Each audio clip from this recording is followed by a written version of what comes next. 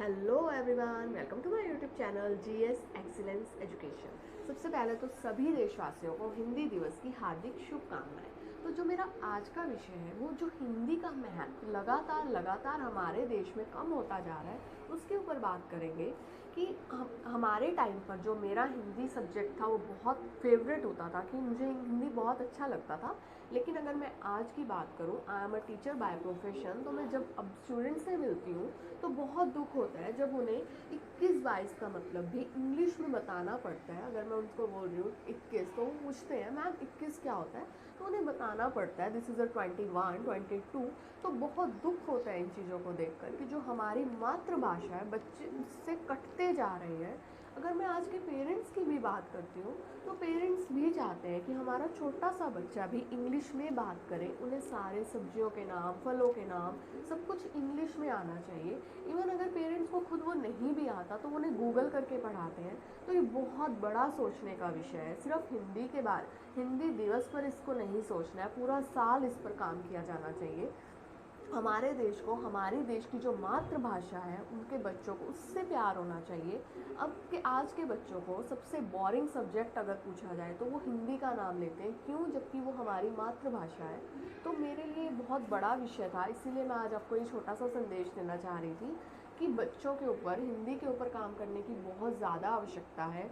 Even जो अब हमारा पढ़ने का जो एजुकेशन को जज करने का तरीका बन चुका है वो भी इंग्लिश को बना लिया है। अगर कोई भी 10th पास भी बहुत अच्छी इंग्लिश बोल रहा है, डेट मीन्स वो पढ़ा लिखा है। अगर हम कहीं ट्रैवल करते हैं, अगर मैं जनरल बात करती हूँ, तो अगर 3-4 लोगों का ग्रुप बैठा और वो इंग्लिश में बात कर रहा है तो हमारा एकदम ध्यान उसकी तरफ केंद्रित जरूर होगा। तो वो चीज़ गलत है, वो हिंदी की तरफ क्यों नहीं है। तो इनको इक्वालिटी करनी चाहिए। अगर हम कॉम्पिटिटिव एग्ज़ाम्स की बात करते हैं, वहाँ पर अगर कोई भी क्वेश्चन गलत हो जाता है, कोई भी क्वेश्चन गलत आता है, तो उसमें साफ इंस्ट्रक्शंस लिखी होती हैं कि कोई भी क्वेश्चन गलत होने पर इंग्लिश वाले को सही माना जाएगा। डैट मीन्स हमें आज भी इंग्लिश पर पूरा भरोसा है। मैं भी प्रॉपर हिंदी नहीं बोल रही हूँ, आज की मेरे इस वीडियो में बहुत सारे वर्ड इंग्लिश के होंगे, लेकिन हम लोग हिंदी से कट क्यों रहे हैं, हम हिंदी बोलते हुए शर्म क्यों फील करते हैं। जब हम दो लोग आपस में बैठे हैं, सामने वाला अंग्रेजी में बात कर रहा है तो हम उसके सामने शर्म फील करते हैं, हम क्यों हिंदी भाषा में बात नहीं करते हैं जबकि वो हमारी अपनी भाषा है। सेम अगर मैं बात करती हूँ कि स्कूल पर भी इस पर ध्यान देना बहुत बहुत ज़्यादा ज़रूरी है, और अंग्रेजी को भी उतना ही। हम अंग्रेज़ों से आज़ाद तो हो गए, लेकिन आज भी हम मानसिक तौर पर अंग्रेज़ों के ही गुलाम हैं।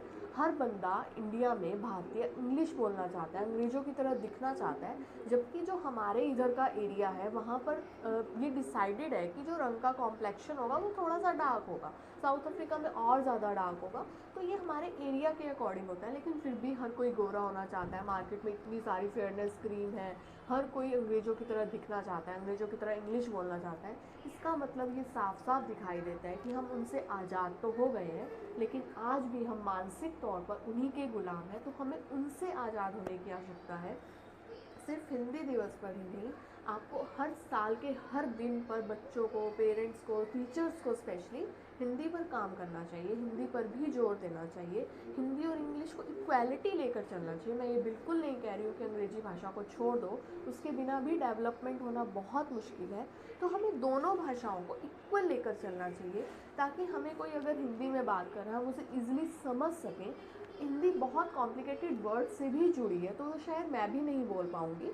आज भी मैं आपको बता रही हूँ, that is a English language जो हम मिक्सचर बोलते हैं।